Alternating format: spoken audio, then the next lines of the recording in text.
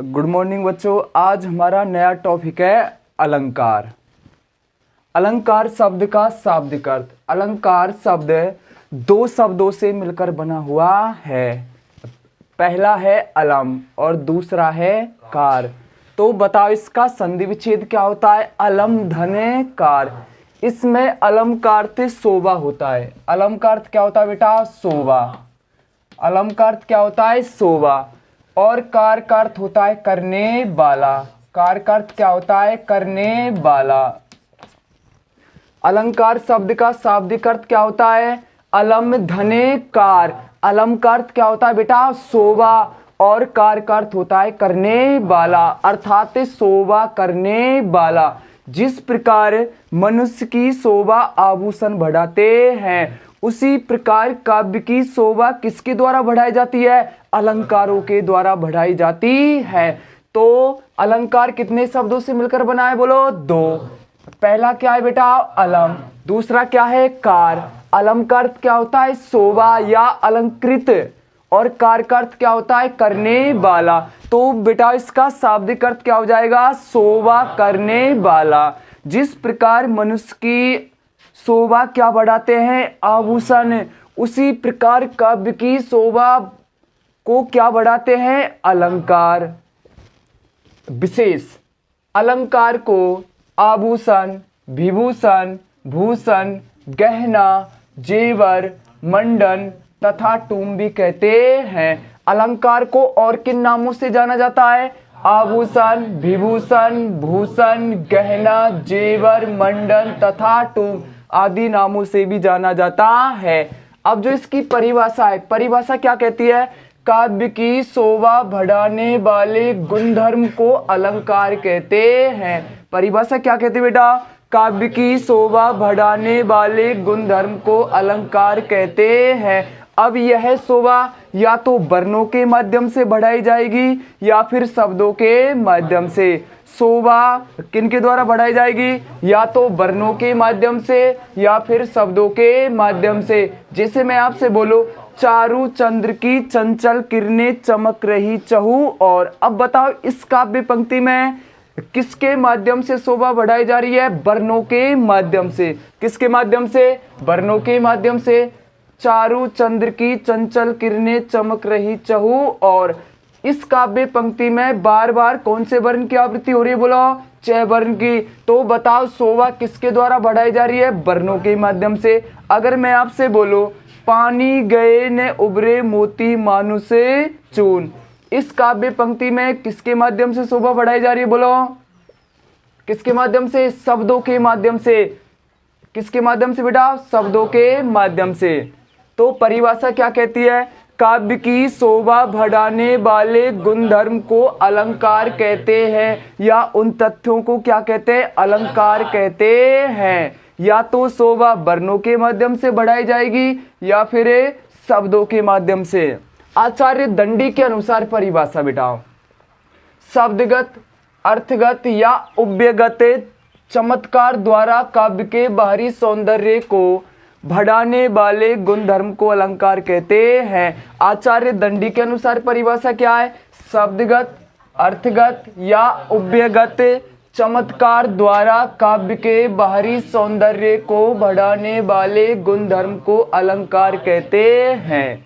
या तो शब्द के माध्यम से सौंदर्य बढ़ाया जाएगा या फिर अर्थ के माध्यम से या फिर उव्यगत। यानी उव्यगत का अर्थ क्या होता है? उव्य का अर्थ होता है दोनों। दोनों का मतलब शब्दगत और अर्थगत। इसके बाद में एक परिभाषा और है इसकी, काव्य में निहित भावों को उत्कृष्ट शब्दों एवं अर्थों में गूंथने या व्यक्त करने का जो सुंदर, सरस या चमत्कारी ढंग होता है, उसे क्या कहते हैं बेटा? अलंकार। एक बार दोबारा से देखो, काव्य में निहित भावों को उत्कृष्ट शब्दों एवं अर्थों में गूंथने या व्यक्त करने का जो सुंदर, सरस या चमत्कारी ढंग होता है, उसे ही क्या कहते हैं? अलंकार। उसे क्या कहते हैं बेटा? अलंकार।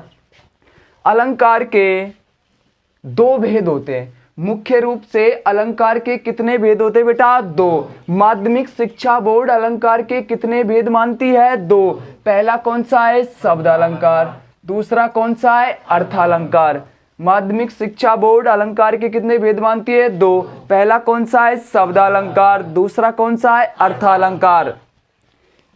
आचार्य भोज ने इसका एक तीसरा भेद और माना है। किसने माना बेटा? आचार्य भोज ने उभया अलंकार को अलंकारों का तीसरा भेद माना है। अगर आपसे पूछा जाए कि अलंकार का तीसरा भेद किसने माना है, तो किसने माना है बेटा? आचार्य भोज ने।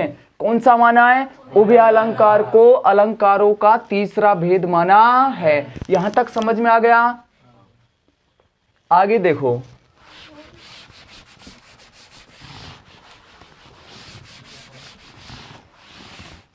पहला है हमारा शब्द अलंकार। पहला कौन सा बेटा? शब्द अलंकार।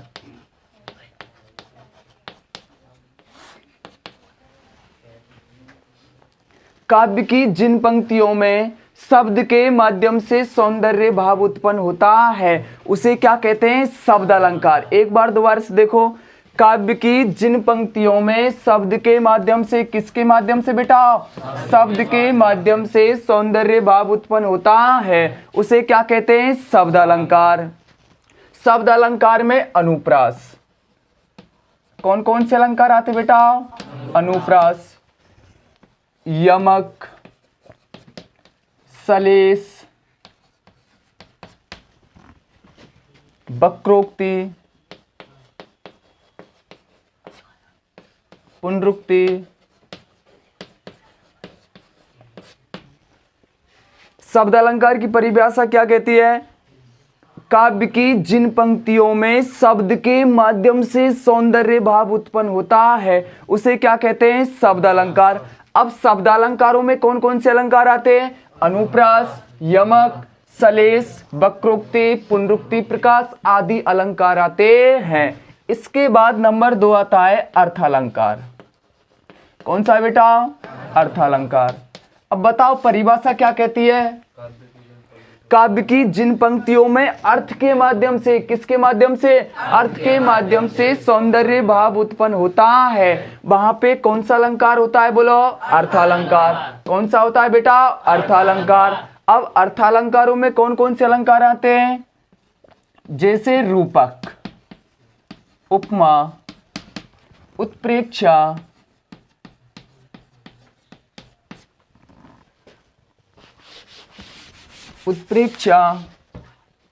उदाहरण अलंकार, विरोधाभास आदि अलंकार आते हैं।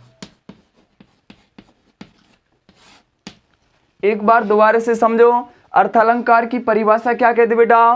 काव्य की जिन पंक्तियों में अर्थ के माध्यम से सौंदर्य भाव उत्पन्न होता है उसे क्या कहते हैं? अर्थालंकार। और अर्थालंकारों में कौन कौन से अलंकार आते हैं? रूपक, उपमा, उत्प्रेक्षा, उदाहरण, विरोधाभास आदि अलंकार आते हैं। इसके बाद में नंबर 3 आता है हमारा, कौन सा है बेटा? उभयालंकार। और उभयालंकार को तीसरा भेद किसने माना है? आचार्य भोज ने। अगर आपसे पेपर में पूछा जाए कि उभयालंकार को तीसरा भेद किसने माना है तो क्या लिखेंगे बेटा? आचार्य भोज ने। किसने माना है? बोलो, आचार्य भोज ने। इसके बाद में आता है उभयालंकार। उभया शब्द का शाब्दिक अर्थ होता है दोनों। उभया शब्द का शाब्दिक अर्थ क्या होता है बेटा? दोनों। दोनों का मतलब शब्द अलंकार और अर्थालंकार। उभया शब्द का शाब्दिक अर्थ क्या होता है बेटा? दोनों। दोनों का मतलब क्या हो जाएगा? बोलो, शब्द अलंकार और अर्थालंकार। परिभाषा क्या कहती है? काव्य की जिन पंक्तियों में शब्द व अर्थ, क्या बोले बेटा? काव्य की जिन पंक्तियों में शब्द व अर्थ दोनों के माध्यम से सौंदर्य भाव उत्पन्न होता है वहां कौन सा अलंकार होता है? बोलो, उभयालंकार। कौन सा होता है? बोलो, उभयालंकार। एक बार दोबारा से समझो, काव्य की जिन पंक्तियों में शब्द व अर्थ, शब्द और अर्थ का मतलब बेटा शब्द अलंकार और अर्थालंकार। काव्य की जिन पंक्तियों में शब्द व अर्थ दोनों के माध्यम से, किसके माध्यम से बेटा, दोनों के माध्यम से सौंदर्य भाव उत्पन्न होता है, तो वहां कौन सा अलंकार होता है, उभय अलंकार। कौन सा होता है बेटा, उभय अलंकार। एक बात और समझो, इसके बाद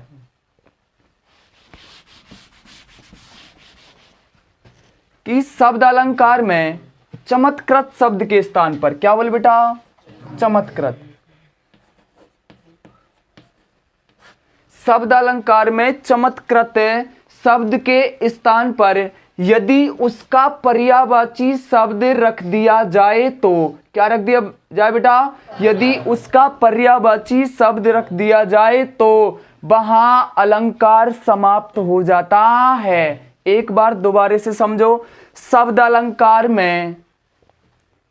अलंकार में चमत्कृत शब्द के स्थान पर यदि उसका पर्यायवाची शब्द रख दिया जाता है तो वहां पर अलंकार समाप्त हो जाता है, तो ऐसी अवस्था में अलंकार नहीं होता है। मैं आपसे बोलूं, जैसे पानी गए ने उभरे मोती, पानी गए ने उभरे मोती, ने उभरे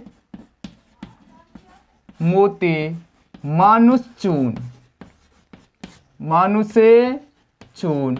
अब देखो बेटा, यहां पे मैं अगर पानी के स्थान पर, अगर पानी के स्थान पर इसका पर्यायवाची जल रख देता हूं, क्या रख देता हूं बेटा, जल, तो ऐसी अवस्था में अलंकार नहीं होगा। पानी गए ने उभरे मोती मानुष चून, इस काव्य पंक्ति में सलेस अलंकार है। कौन सा अलंकार है बेटा, सलेस अलंकार। अगर मैं इस पानी के स्थान पर इसका पर्यायवाची क्या रख देता हूं, जल रख देता हूं, तो इस काव्य पंक्ति में सलेस अलंकार नहीं होगा। मैंने परिभाषा में क्या बोला था बेटा, एक बार दोबारा से देखो, शब्द अलंकार में चमत्कृत शब्द के स्थान पर, चमत्कृत का मतलब क्या होता है बेटा, जिस शब्द में क्या है, अलंकार है, जिस शब्द में क्या है बोलो, अलंकार। यदि शब्द अलंकार में चमत्कृत शब्द के स्थान पर यदि उसका कोई पर्यायवाची शब्द रख दिया जाता है तो ऐसी अवस्था में अलंकार नहीं होता है, अर्थात अलंकार का सौंदर्य क्या हो जाता है, समाप्त हो जाता है, तो वहां पे क्या नहीं होगा, अलंकार नहीं होगा। अब देखो, पानी गए ने उभरे मोती मानुषे चून, इस काव्य पंक्ति में बेटा कौन सा अलंकार है बोलो, सलेस अलंकार। कौन सा अलंकार है बोलो, सलेस अलंकार। लेकिन यहाँ पानी के स्थान पर क्या रख दिया जाता है, इसी का पर्यायवाची जल रख दिया जाता है, तो ऐसी अवस्था में क्या नहीं होगा बोलो, अलंकार नहीं होगा, अर्थात अलंकार क्या हो जाएगा, समाप्त हो जाएगा, अर्थात उस पंक्ति का सौंदर्य क्या हो जाएगा, नष्ट हो जाएगा। समझ में आया ना बोलो। इसके बाद में अगला है अर्थालंकार। कौन सा बेटा, अर्थालंकार। अर्थालंकार में देखो, अर्थालंकार में चमत्कृत शब्द के स्थान पर यदि उसका पर्यायवाची रख दिया जाता है तो भी अलंकार क्या नहीं होता है बोलो, समाप्त नहीं होता है। क्या नहीं होता है बेटा, अलंकार समाप्त नहीं होता है। और शब्द अलंकार में क्या हो जाता है, अलंकार समाप्त हो जाता है, अर्थात उस काव्य पंक्ति में अलंकार क्या हो जाएगा, समाप्त हो जाएगा, अर्थात उस काव्य पंक्ति का सौंदर्य भाव क्या हो जाएगा बेटा, नष्ट हो जाएगा। लेकिन अर्थालंकार में ऐसा नहीं होता है। अर्थालंकार में क्या नहीं होता है, उसका सौंदर्य नष्ट नहीं होता है। जैसे दोबारा से देखो, अर्थालंकार में चमत्कृत शब्द के स्थान पर यदि उसका पर्यायवाची रख दिया जाता है तो ऐसी अवस्था में भी अलंकार समाप्त नहीं होता है, अर्थात उस काव्य पंक्ति का सौंदर्य भाव नष्ट नहीं होता है, अलंकार उस पंक्ति में यथावत बना रहता है। जैसे मैं आपसे बोलूं, रमणी, रमणी मुख, रमणी मुख शशि तुल्य, रमणी मुख शशि तुल्य है। क्या बोले बेटा, काव्य पंक्ति क्या है, पहला उदाहरण क्या है, रमणी मुख शशि तुल्य है। अब देखो यहाँ पे शशि किसका पर्यायवाची बेटा? शशि माने क्या होता है? चंद्रमा। शशि माने क्या होता है? बोलो, चंद्रमा।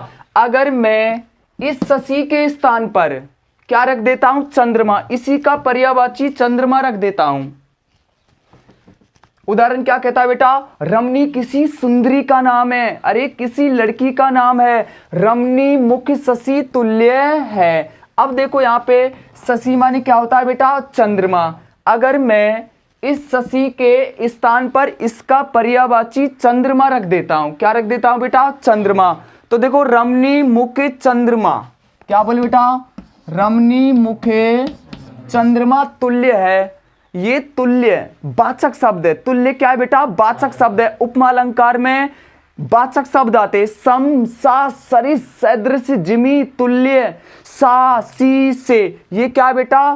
तुलनावाचक शब्द हैं। अब देखो रमणी मुख शशि तुल्य है। शशि माने क्या होता है? बोलो, चंद्रमा। अगर मैं शशि के स्थान पर इसी का पर्यायवाची चंद्रमा रख देता हूं तो भी अलंकार क्या नहीं होगा? बोलो, समाप्त नहीं होगा। तो भी क्या बना रहेगा बेटा? अलंकार। अब बताओ इस काव्य पंक्ति में कौन सा अलंकार है? उपमा अलंकार। कौन सा अलंकार बेटा? उपमा अलंकार। उपमा बोले तो अर्थालंकार। उपमा बोले तो बेटा अर्थालंकार। समझ में आया ना? बोलो। लेकिन शब्द अलंकार में यदि चमत्कृत शब्द के स्थान पर क्या रख दिया जाता है? उसका पर्यायवाची रख दिया जाता है, तो उस काव्य पंक्ति में अलंकार क्या हो जाता है बेटा? समाप्त हो जाता है। उस काव्य पंक्ति में अलंकार नहीं रहता है। अर्थात मेरा कहने का भाव है उस काव्य पंक्ति का भाव सौंदर्य क्या हो जाता है बेटा? नष्ट हो जाता है। लेकिन अर्थालंकार में चमत्कृत शब्द के स्थान पर यदि उसका पर्यायवाची रख दिया जाता है तो भी अलंकार समाप्त नहीं होता है। तो भी अलंकार क्या नहीं होगा? बोलो, समाप्त नहीं होगा। यहां तक बेटा समझ में आया नहीं आया? बोलो, आ गया? क्लियर? आगे देखो, इसके बाद में मैं लिखता हूं मुख मयंक सम मंजू मनोहर। ये उदाहरण बेटा हमारा मुख मयंक, मुख मयंक सम, समय मंजू मनोहर, मंजू मनोहर। अब बेटा यहाँ पे मुख का अर्थ क्या होता है? मुंह। मयंक का अर्थ क्या होता है? चंद्रमा। सम का अर्थ क्या होता है? समान। मंजू का अर्थ क्या होता है? सुंदर। मनोहर का अर्थ क्या होता है? आकर्षित करने वाला। मनोहर का अर्थ क्या होता है? बोलो, आकर्षित करने वाला। एक बार दोबारा से देखो, मुख का अर्थ क्या होता है? मुंह। मयंक का अर्थ क्या होता है? चंद्रमा। सम का अर्थ क्या होता है बेटा? समान। मंजू का अर्थ क्या होता है? सुंदर। मनोहर का अर्थ क्या होता है? आकर्षित करने वाला। अब देखो यहाँ पे इस काव्य पंक्ति में तीनों अलंकार आ जाते। क्या आ जाते बेटा? तीनों की तीनों अलंकार आ जाते हैं। इस काव्य पंक्ति में शब्द अलंकार भी है, इस काव्य पंक्ति में अर्थालंकार भी है, और इसी काव्य पंक्ति में आपका उभय अलंकार भी है। अब देखो कैसे परिभाषा क्या कहते बेटा? इससे पहले एक बात और समझो, जिस काव्य पंक्ति में किसी वर्ण की बार बार आवृत्ति होती है या कोई वर्ण बार बार आता है तो वहां पे अनुप्रास अलंकार होता है। कौन सा होता है बेटा? अनुप्रास अलंकार। और अनुप्रास किसका भेद माना जाता है? बताओ, शब्द अलंकार का। अनुप्रास किसका भेद माना जाता है? शब्द अलंकार का। अर्थात इस शब्द अलंकार में कौन कौन से अलंकार आते हैं बेटा? अनुप्रास, यमक, सलेश, वक्रोक्ति और पुनरुक्ति अलंकार। एक बार दोबारा से देखो, जिस काव्य पंक्ति में किसी वर्ण की बार बार आवृत्ति होती है या कोई वर्ण बार बार आता है तो वहां पे कौन सा अलंकार होता है? बोलो, अनुप्रास अलंकार। कौन सा होता है बेटा? अनुप्रास अलंकार। तो आप मुझे बताओ, मुख मयंक सम मंजू मनोहर, इस काव्य पंक्ति में ऐसा कौन सा वर्ण है जिसकी बार बार आवृत्ति हो रही है? बताओ कौन सा वर्ण बेटा? मैं वर्ण की बार बार आवृत्ति हो रही है। तो बताओ इस काव्य पंक्ति में कौन सा अलंकार हो जाएगा? पहला अलंकार कौन सा बेटा? अनुप्रास अलंकार। अनुप्रास बोले तो शब्द अलंकार। अनुप्रास बोले तो बेटा, अनुप्रास बोले तो शब्द अलंकार।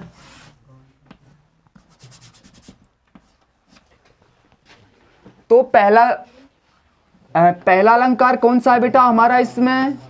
अनुप्रास अलंकार। और अनुप्रास बोले तो शब्द अलंकार, अनुप्रास बोले तो बेटा शब्द अलंकार। इसी काव्य पंक्ति में एक दूसरा अलंकार है, वो है उपमा अलंकार। कौन सा बेटा? उपमा अलंकार। एक बार दोबारा से उपमा अलंकार की परिभाषा देखो।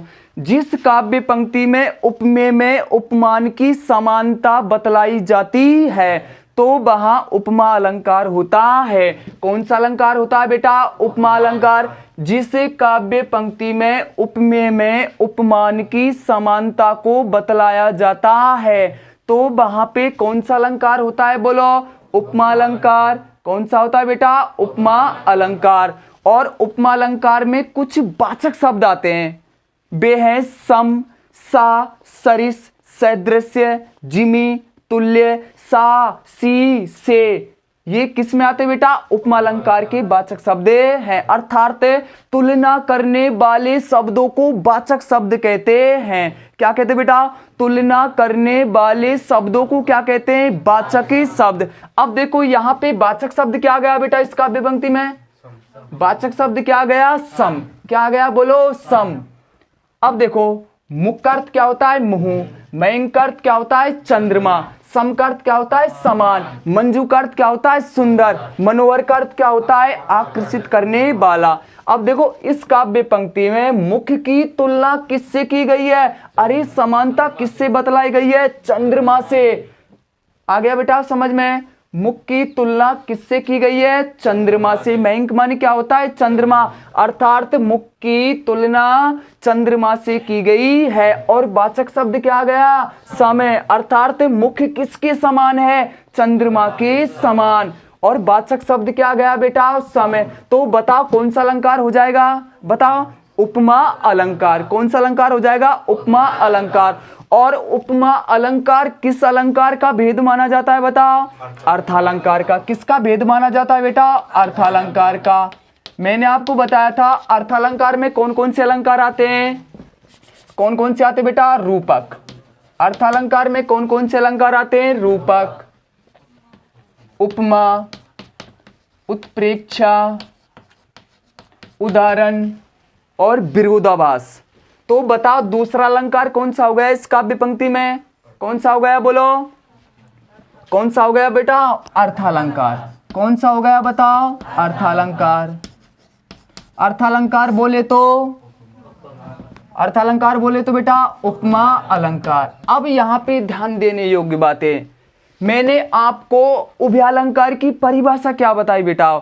जिस काव्य पंक्ति में शब्द व अर्थ, क्या बोले बेटा? जिस काव्य पंक्ति में शब्द व अर्थ दोनों के माध्यम से सौंदर्य भाव उत्पन्न होता है तो वहां पे कौन सा अलंकार होता है? बताओ, उभयालंकार। उभया शब्द का शाब्दिक अर्थ क्या होता है? दोनों। दोनों का मतलब शब्दालंकार और अर्थालंकार। एक बार दोबारा से समझो, जिस काव्य पंक्ति में शब्द व अर्थ दोनों के माध्यम से सौंदर्य भाव उत्पन्न होता है तो वहां पे कौन सा अलंकार होता है? उभयालंकार। कौन सा होता है बेटा? उभयालंकार। अब बताओ इस काव्य पंक्ति में शब्दालंकार भी आ रहा है और अर्थालंकार भी आ रहा है। अर्थार्थ शोभा या सुंदरता यानी किनके माध्यम से बढ़ाई जा रही है? अर्थालंकार और शब्दालंकार के माध्यम से। जिस काव्य पंक्ति में शब्दालंकार और अर्थालंकार दोनों अलंकार आ जाते हैं तो बताओ बेटा तीसरा अलंकार कौन सा आ जाएगा? जल्दी बताओ कौन सा आ जाएगा? उभयालंकार। कौन सा आ जाएगा बेटा? उभया अलंकार। कौन सा हो गया बताओ? उभया अलंकार। कैसा आया बेटा समझ में? ईमानदारी से बताना। अब बताओ इस काव्य पंक्ति में तीनों अलंकार आए कि नहीं? तीनों अलंकार आ गए। अरे इस काव्य पंक्ति में शब्द अलंकार भी आ रहा है, अर्थालंकार भी आ रहा है और उभयालंकार भी आ रहा है। अर्थात अनुप्रास अलंकार भी आ रहा है और उपमा भी आ रहा है। जब शब्दालंकार और अर्थालंकार दोनों का योग हो जाता है, क्या हो जाता है? दोनों का योग हो जाता है। अर्थात दोनों अलंकारों के माध्यम से सुंदरता को बढ़ाया जाता है तो वहां पे तीसरा अलंकार कौन सा होता है? बताओ, उभया अलंकार। अर्थात उभयालंकार को तीसरा भेद किसने माना है? अगर आपसे पेपर में पूछा जाए कि उभयालंकार को तीसरा भेद किस विद्वान ने माना है, तो बताओ किसने माना बेटा? आचार्य भोज ने। किसने माना है? बोलो, आचार्य भोज ने। किसने माना बेटा? आचार्य भोज ने। आपको बेटा रटने नहीं अलंकार, सिर्फ समझने हैं, रटने नहीं है बिल्कुल भी। हाँ तो बेटा इस काव्य पंक्ति में किस वर्ण की आवृत्ति हो रही है बार बार? मैं वर्ण की। कौन सा वर्ण आ रहा है बेटा? मैं वर्ण। कौन सा वर्ण आ रहा है बताओ? मैं वर्ण बार बार आ रहा है। तो कौन सा अलंकार हो गया? बोलो, अनुप्रासी अलंकार। और अनुप्रास अलंकार किसका भेद माना जाता है? शब्द अलंकार का। किसका माना जाता है? शब्द अलंकार का। मुख की तुलना चंद्रमासी किए जाने के कारण। दूसरा अलंकार कौन सा हो जाएगा बताओ? कौन सा हो जाएगा? उपमा अलंकार। और उपमा अलंकार में वाचक शब्द क्या आ रहा है? सम। यह किस अलंकार का वाचक शब्द है बेटा?